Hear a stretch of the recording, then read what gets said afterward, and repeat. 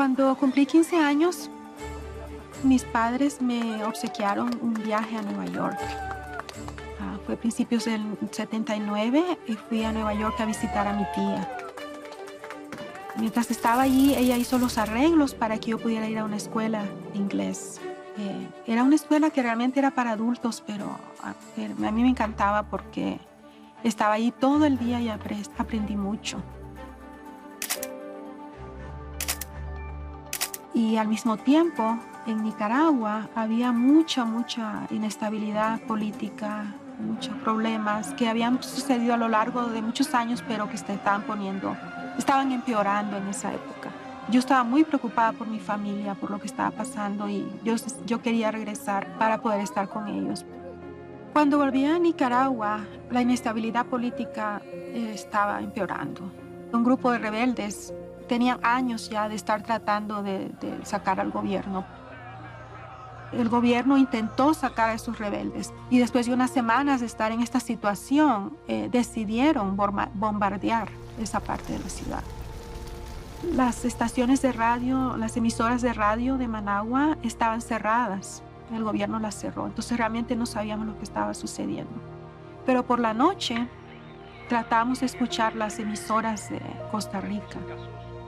Y ahí escuchábamos la cantidad de personas que habían muerto a causa de los bombardeos todos los días.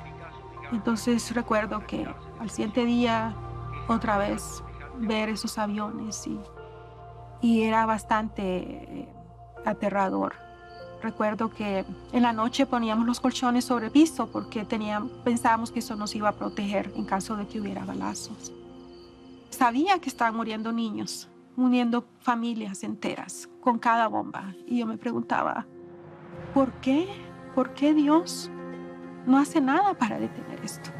¿Por qué Él permite que sucedan estas cosas? Y fue una pregunta que yo tenía en mi corazón. Y no es que yo estaba enojada con Dios, pero yo me preguntaba por qué Él no hacía nada para detener esto. Afortunadamente, esta situación a las pocas semanas terminó. Sucedió algo y el presidente de la República se fue. Recuerdo ese día, después, cuando el presidente de la República salió del país, que los rebeldes salieron a las calles a celebrar el triunfo. Y creo que nunca en mi vida he vuelto a sentir ese gozo de forma masiva, colectiva, con tantas personas celebrando y sintiéndose felices. Cuando tenía como 17, terminé la secundaria y empecé a ir a la universidad. Asistí a la Universidad Centroamericana y estudiaba ingeniería industrial. Y fue una época bonita porque a mí me gustaba mucho aprender, siempre me gustó la escuela y lo disfrutaba mucho, pero la situación de Nicaragua estaba empeorando y empeorando. Y así es que decidí casarme con el que era mi novio en aquella época. Nos casamos y decidimos dejar el país inmediatamente y nos fuimos a vivir a San Francisco, California, donde ambos teníamos familia. Mi madre y mis hermanos se fueron a Estados Unidos también con nosotros como un año después que nosotros llegamos. Esos primeros años en Estados Unidos fueron difíciles por el idioma, por la cultura, por el clima. Afortunadamente, tanto mi esposo como yo teníamos trabajo, podíamos trabajar y eso era una bendición muy grande. Y también como 2 años después de casados, tuvimos un bebé, nuestro hijo Javier, que para mí fue un motivo de mucha alegría en mi vida porque él me dio una razón para vivir y para seguir luchando y para tener esperanza en el futuro. Mi esposo trabajaba mucho en ese tiempo. Más o menos como 6 meses después que nació nuestro hijo, él perdió un trabajo que tenía que era muy estable. Y parece ser que ese fue el principio de que él empezara a caer como en un abismo. Se fue de bajada poco a poco. Cuando éramos novios, yo sabía que él tomaba alcohol y también que fumaba marihuana, pero no era tan grave en aquella época. Pero a partir de ese momento en que él perdió ese trabajo, Nunca tuvo un trabajo estable después de eso y simplemente cayó de forma más grave en el consumo de drogas. Y la situación era cada vez peor. Yo traté de ayudarle mucho a él.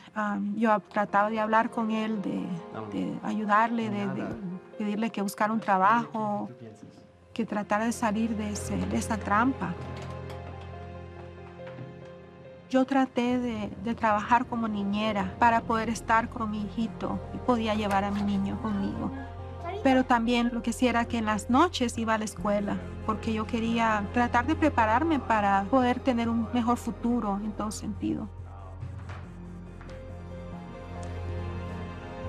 Fueron unos días muy difíciles para nosotros porque mi esposo, recuerdo que había veces en que me lo encontraba en la calle cerca de la casa y trataba de hablarle y él ni siquiera me reconocía. O sea, estaba totalmente perdido y metido en las drogas.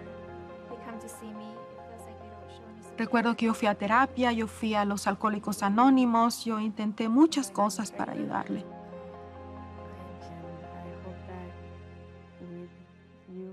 Pero simplemente la situación era cada vez peor.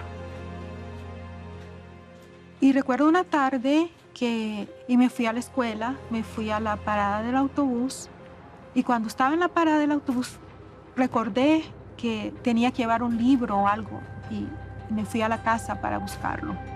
Entonces cuando empecé a caminar hacia la casa y ya estaba llegando al apartamento donde vivíamos, vi que había un auto estacionado casi enfrente y habían varios hombres adentro, como 5 hombres adentro del carro y estaba como lleno de humo. Y algo me hizo acercarme un poco para ver qué estaba pasando, quién era. Y me di cuenta que en medio de los hombres había un niño y que ese niño era mi niño, mi hijo, mi bebé. En ese momento me llené de enojo, golpeé la ventana, abrí la puerta y tomé a mi niño y le dije a él, dame a mi hijo, esta es la última vez que tú haces esto. Y ese día fue el día en que yo tomé la decisión de divorciarme de mi esposo.